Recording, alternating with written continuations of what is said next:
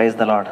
దేవుడి సన్నిధికి వెళ్ళిన తర్వాత ఈ దైవ సేవకులు కూడా ఎలా తయారయ్యారంటే, హృదయంలో ఏదైతే ఉంటుందో, ఎవరి మీద ఏదన్నా వాళ్ళ హృదయాల్లో వాళ్ళకి నచ్చని విషయాలు ఉంటే ఆ నచ్చనటువంటి విషయాల గురించి మాట్లాడతారు తప్ప వచ్చిన విశ్వాసుల యొక్క జీవితాల గురించి మాట్లాడేటువంటి పరిస్థితి లేదండి ఈరోజు.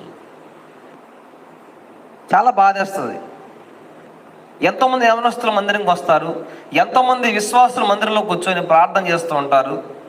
కానీ ఈ సేవకుడు ఏం చేస్తారంటే, ఆ సేవకుడికి ఎవరైతే నచ్చరో వాళ్ళ గురించే మాట్లాడతారు తప్ప వచ్చినటువంటి విశ్వాసులను వాళ్ళని ఎలా వాళ్ళ దేవుని వాక్యంతో పోషించాలి, ఏ రకంగా వాళ్ళని మనము దేవుళ్ళు పెంచాలని ఆలోచించారు. అపవాది మరి దైవ సేవకుల మీద కూడా దాడి చేస్తూ ఉన్నాడు. మనం కనుక దేవుని యొక్క విశ్వాసంలో స్థిరంగా లేకపోతే ఏమవుతుందంటే పడిపోతాం. సంఘం బిడ్డలు వారిపోతుంది.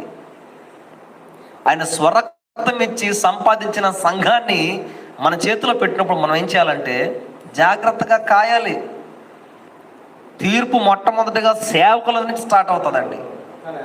Judgements has been started from the god servants itself.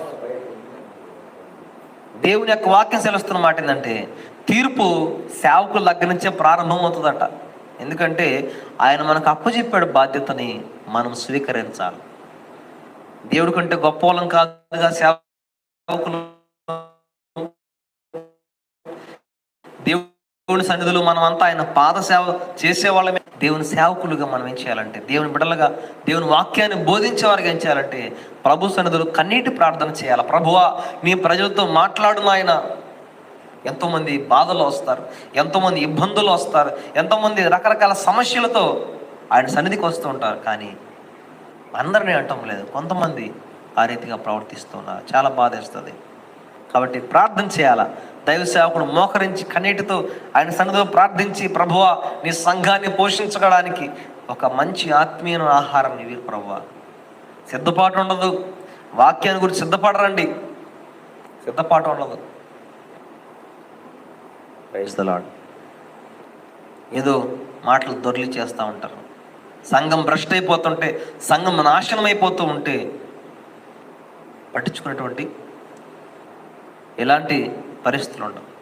అందుకే వాక్య సెలవుస్తున్న మాట ఏంటంటే, వాళ్ళు ఏం చేశారంట, దేవుని సన్నిధిలో భయం కలిగి ప్రార్థిస్తూ ఉన్నారు. దేవుని సన్నిధిలో ఎంత విశ్వాసంతో ప్రార్థిస్తూ ఉన్నారు. ఈ వాక్యం దేవుని బిడ్డ, నీ జీవితంలో దేవుడు ఏ రీతిగా కార్యం చేయాలని ఆశపడుతూ ఉన్నాడు. ఆధ్యాత్మికమైన ఆహారం మనకు దొరుకుతుంది.